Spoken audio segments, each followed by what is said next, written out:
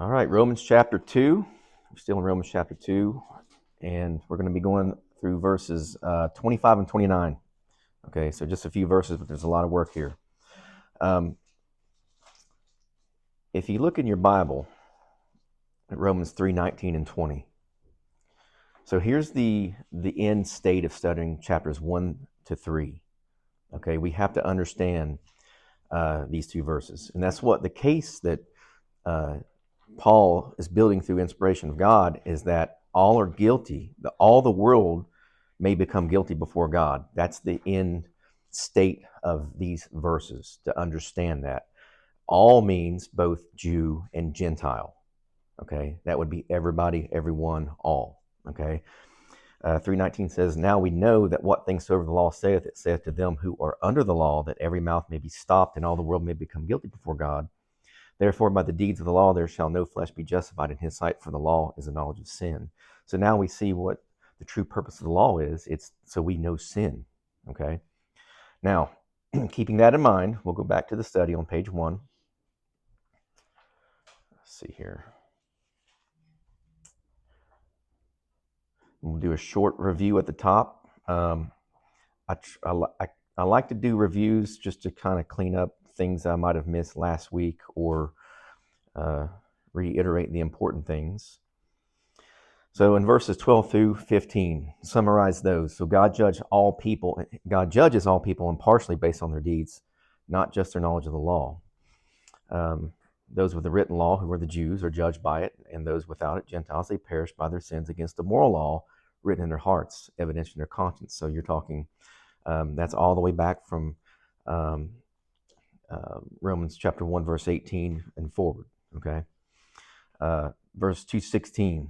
Again, this was it's kind of a hard verse to explain, but the righteous judgment exists outside the Mosaic Law. Okay, and that's in Jesus Christ. God will judge the secrets of all men through Jesus Christ. So in the end, Christ is the judge. Okay, if you take anything away from that verse, that would be it, and according to his righteous standard. Okay, so he's going to be the judge for us all. Verses 17 through 19. So Paul acknowledges the Jews' privileged status. So he started talking about who they were, their privilege, their advantage, their unique position as God's elect. Okay, they had the law, circumcision, and the covenants, and they can boast in that because you're God's chosen people, right? They had more light given to them by God, and the light there would be the truth, God's truth. What happens though? Okay, so the next verses in 20 and 24, it's an indictment of their religious hypocrisy. So he's targeting their self-righteous Jews who pride themselves on the possession of the law. However, they don't follow it. They don't live by it.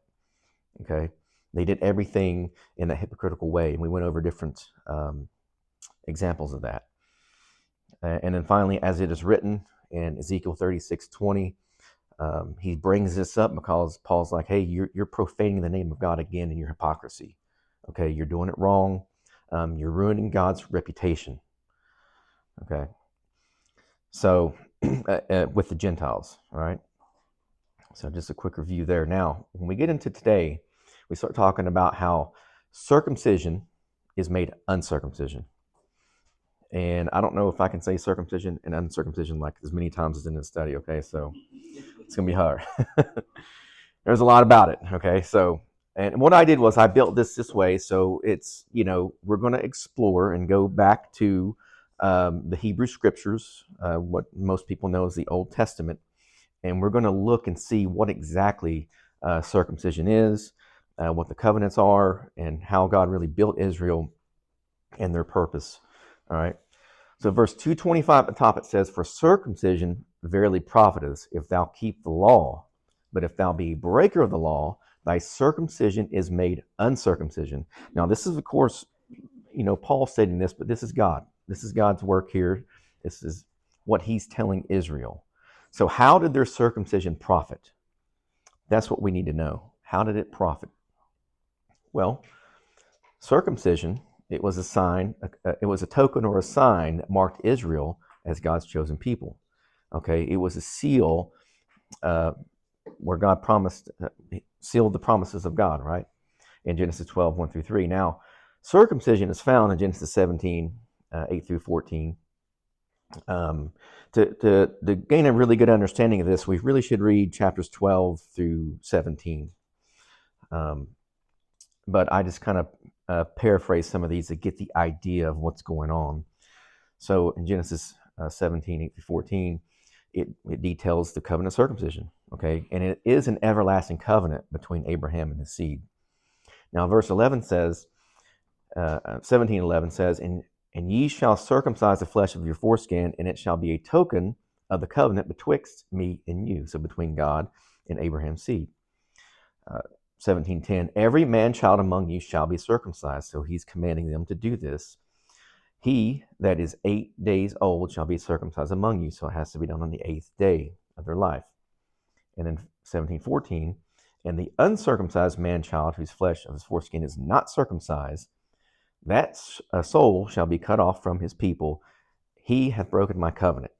Now, this is where the distinctions start, okay, between Jew and Gentile, okay? So that middle wall partition Paul talks about in Ephesians chapter 2, verse 14, this is where that is starting to be constructed, okay? It's being erected here. So your God is building the nation of Israel through Abraham, and if humanity doesn't take this mark, then they're cut off. Okay, so the Gentiles have been given over. So we have this so far, right? So circumcision was a token of Israel's covenant promise. Okay, now here's the important part: it separated them to God from the other nations. Okay, so they're separated to God. Okay, as their elect. Okay. Now, what was the profit, advantage, and privilege of this circumcision? Okay, so God gave these unconditional promises and inheritance. Okay, these I will statements. Okay, so the Noahic covenant, God's not going to destroy the earth again. Okay, what does that do for Israel? Okay, well, it allows them to exist as a nation. So the Messiah can arrive. It does a lot of things, okay? If God says, I'm not going to destroy the world again, what I'm going to do is have an agency on the earth that represents me. Think of it that way, okay? So that covenant is, I guess you could say directly or indirectly related to the formation of Israel. Now the Abrahamic covenant, okay, so they get blessings, land, and seed. This is to the circumcision by covenant. Okay, the land covenant, they're going to have a physical land for a physical kingdom on the earth. That's important to understand that. Okay, the millennial kingdom, all right, is involved there, right? A land which would be Canaan. Deuteronomy 30, verse 5 says, and the Lord thy God will bring thee into the land. And I just have these paraphrases here just to get that snapshot of what these are talking about. The Davidic covenant, it's a king and throne. Okay, so we have blessings, we have the land, we have a king and throne. So a nation can operate on the earth. Okay, and Samuel says, and I will establish the throne of his kingdom, meaning David's, forever, upon the throne of David and upon his kingdom. Through that Davidic line, all right? So the new covenant, this is a future blessing, okay, of their spiritual life and a national hope. I will make a new covenant with the house of Israel and the house of Judah, and to give them a new heart, new spirit, so they can be his holy nation of priests. Okay, so the benefits are outlined in these inheritances they have. So they're going to get a physical land. They're going to be God's people on that land, and they're going to have a king and a throne under a new covenant. All right, next page. So the first part of that verse, for circumcision verily profiteth, that's your profit right there. If thou keep the law on page 2. So if the law is an if-then covenant with God. Okay, so you have the I will promises, now you have the if-then. Okay, so that means that two parties have to do their part. Okay, so the circumcision, the Jews, they were debtors to do the whole law. That's Galatians 5:3. So what was the profit of keeping the law? Well, Exodus 19:5 and 6, what do they say? It says, if ye will obey my voice indeed and keep my covenant, then ye shall be a peculiar treasure unto me above all people, for all the earth is mine. So they're going to be exalted above the other nations, all people. 19:6, and ye shall be unto me a kingdom of priests and a holy nation.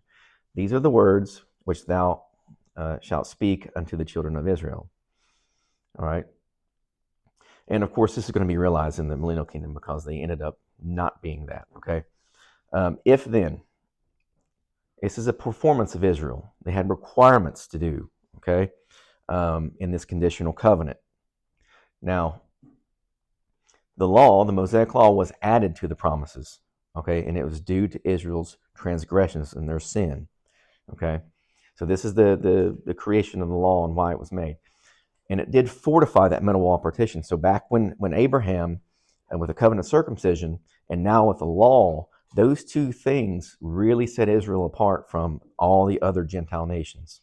Okay, just those. Okay, but the law does not void or replace those promises; it's added to. Okay, the purpose of the law. So this was kind of hard to put together. In such a short little area, but the ultimate purpose of the law was Exodus 20:20, that ye, Israel, sin not. Okay? So they were to be his people and represent him. Think of it that way. Okay? Deuteronomy 8, verses 1 and 2, I've really paraphrased these here. So God says, all the commandments which I command thee this day shall ye observe and do. Okay? So he's commanding them to do the law.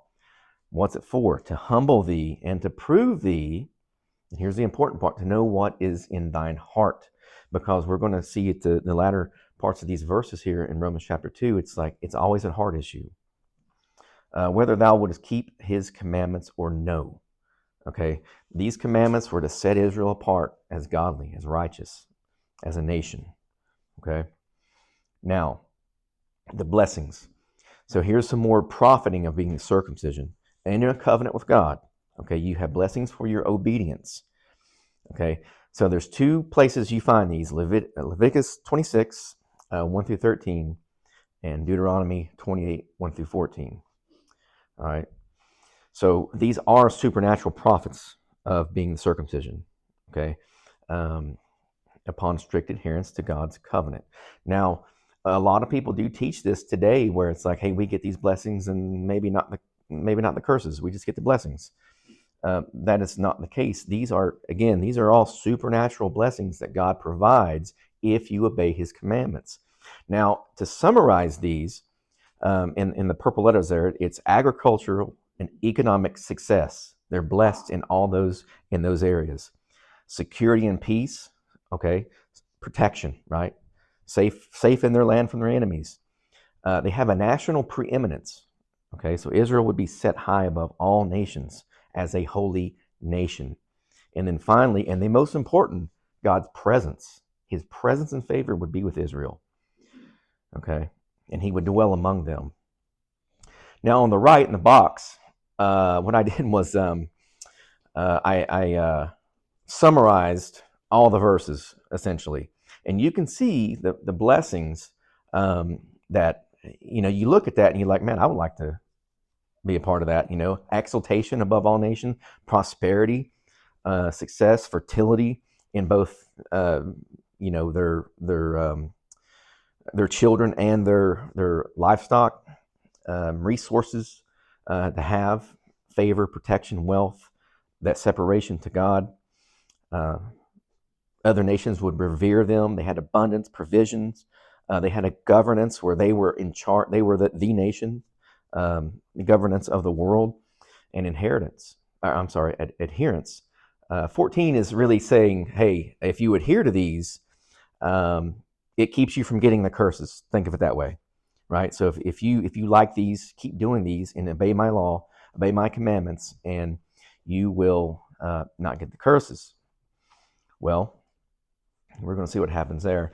And then, of course, Leviticus and 26, I also summarize those, but they're really kind of the same on the left there. So if you go to the next page, But if you see from this, Israel's obedience to God's law brought all these blessings. Again, prosperity, safety, fertile crops, military victory, and that unique holy standing.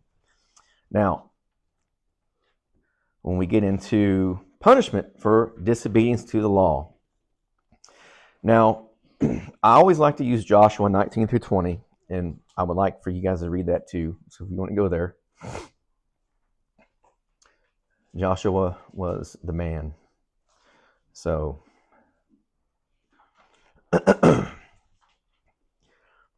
and really this chapter 24 and then Judges chapter 1 and 2 really open your eyes up to the covenant and being disobedient. But Joshua 24:19 says, "And Joshua said unto the people, Ye cannot serve the Lord, for he is an holy God.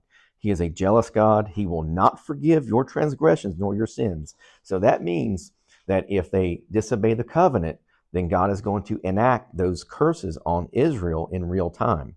Okay? So that means he's going to impute sins to them, impute their sins. Okay? Verse 20, "If ye forsake the Lord and serve strange gods, then he will turn and do you hurt and consume you after that he had done you good." Right?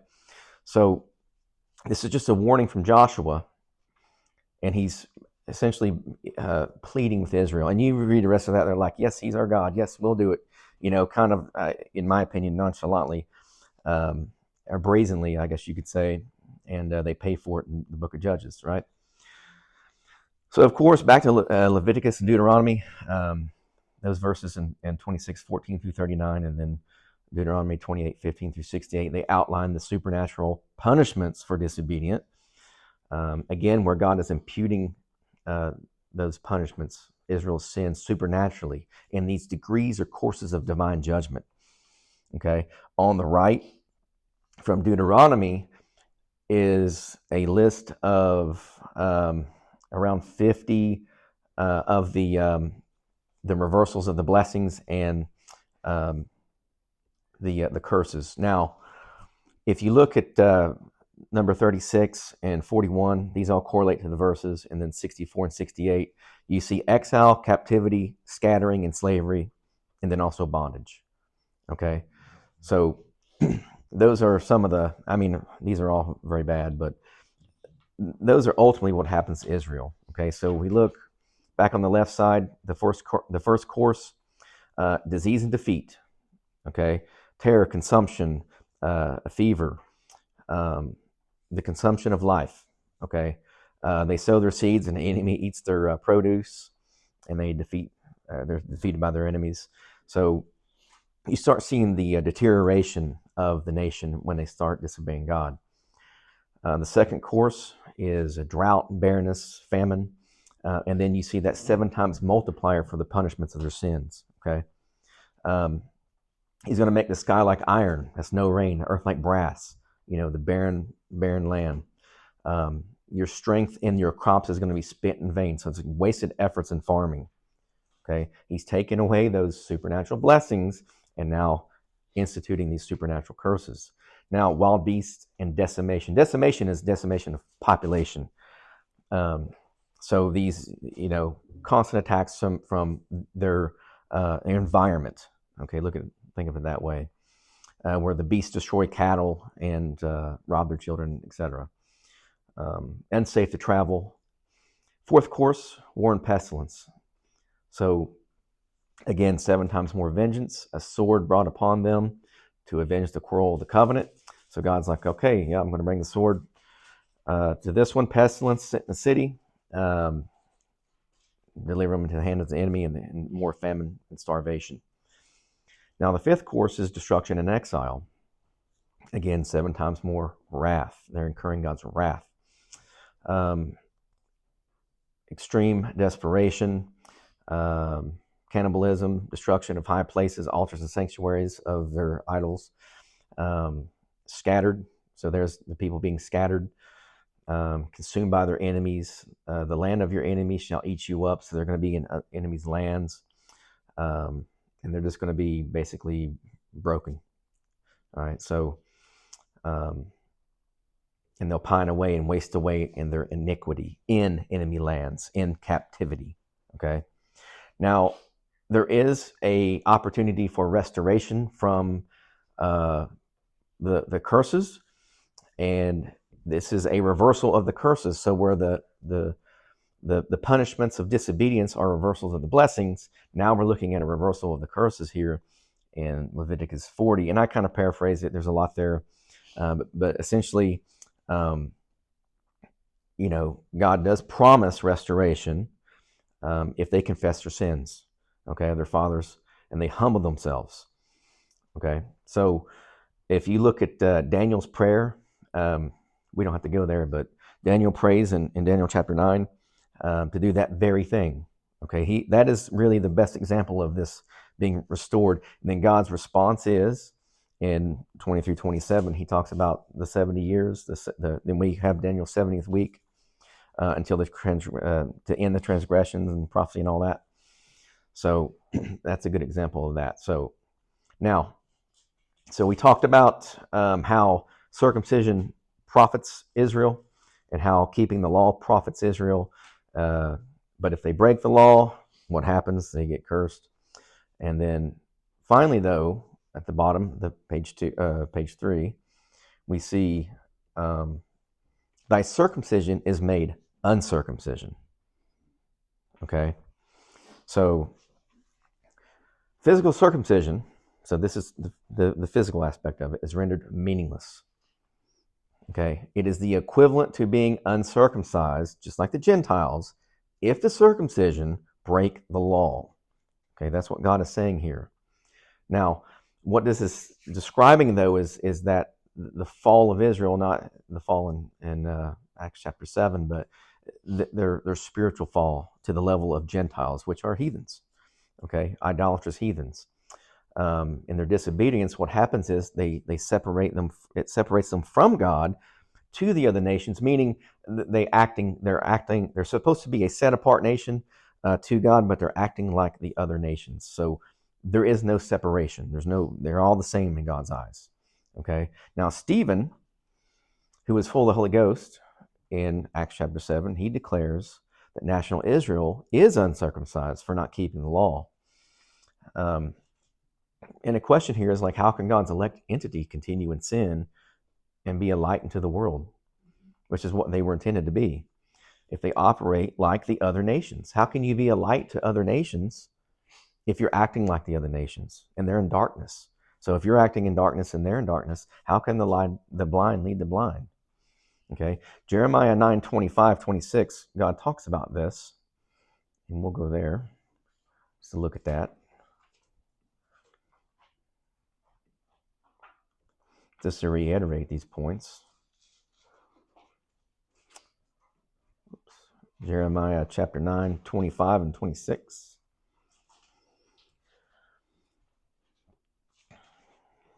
These are interesting verses. So 25 says, behold, the days come, saith the Lord, that I will punish all them which are circumcised with the uncircumcised. Egypt, Judah, Edom, and the children of Ammon, and Moab, and all that are in the utmost corners that dwell in the wilderness. For all these nations are uncircumcised, and all the house of Israel are uncircumcised in heart. That's the point right there, is that it's not about the physical circumcision, it's about their heart. They have to be uncircumcised, or they have to be circumcised in heart. All right. Now, on the last page, I have a chart that really was meant for the first page, but I didn't have room.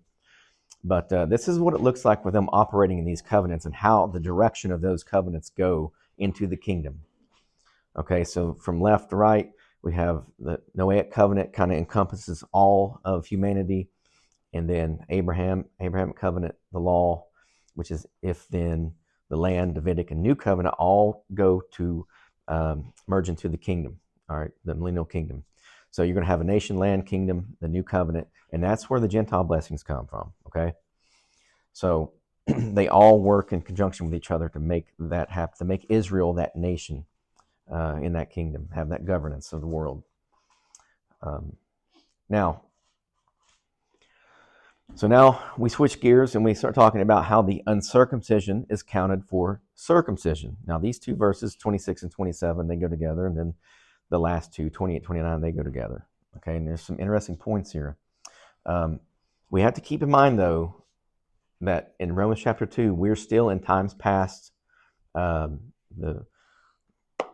not in the dispensation of grace. The gospel of Jesus Christ has not been revealed yet in this progression of Scripture. So he's still talking about Gentiles and Jews in time past, right? So verse 26, therefore, if the uncircumcision keep the righteousness of the law, shall not his uncircumcision be counted for circumcision? Question mark, right?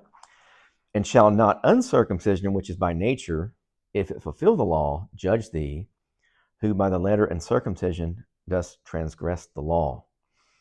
Now, if a Gentile, who is the uncircumcised, if they keep the righteousness and the requirements of the law, God will consider their lack of physical circumcision as if they were circumcised.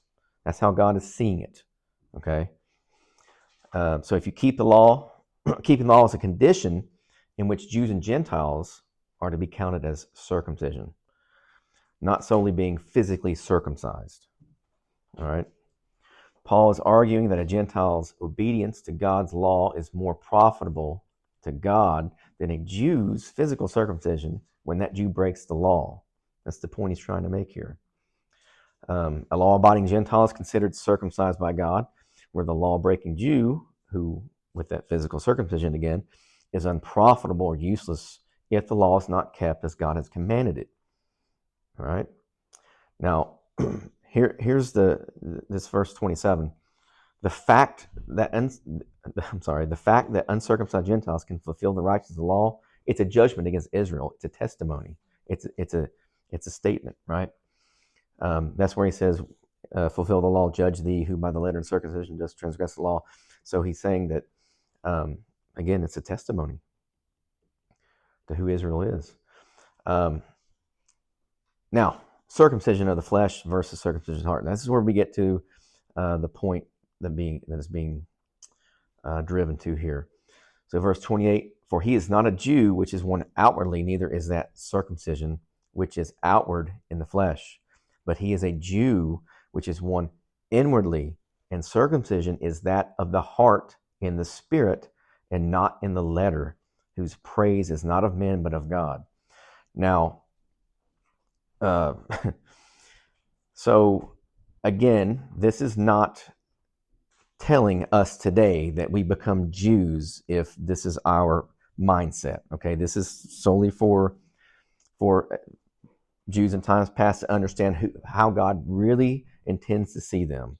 Okay, now, and I hope these points kind of drive this home. So being a Jew is not a matter of the outward circumcision of the flesh. Okay, if you think about the Pharisees, and we're going to read a couple examples of that.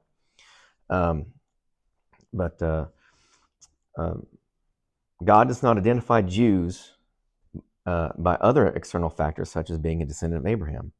Okay, the outward acts alone do not constitute true covenant standing with God. This is what he's saying here. Let me go to that Luke 3:8.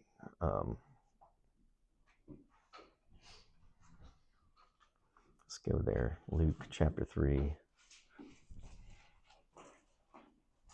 I can't see. There we go.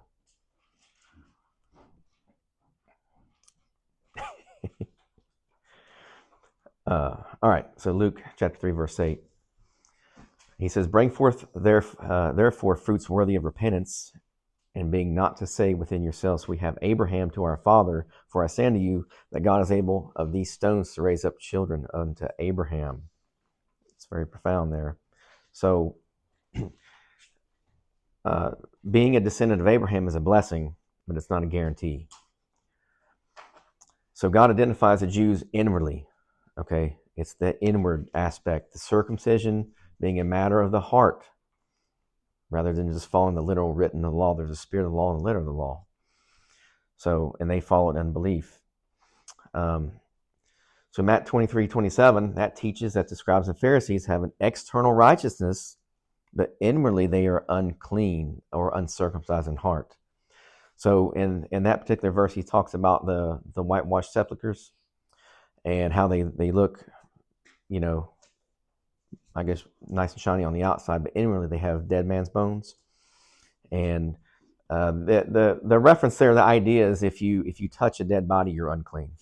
So he's drawn that parallel that it's uncircumcision of the heart. Jews who are circumcised in the heart and keep the law receive praise from God, not men. Matthew 23:5. This is an ongoing thing in the Gospels. Let's look at that real quick. Matthew 23:5.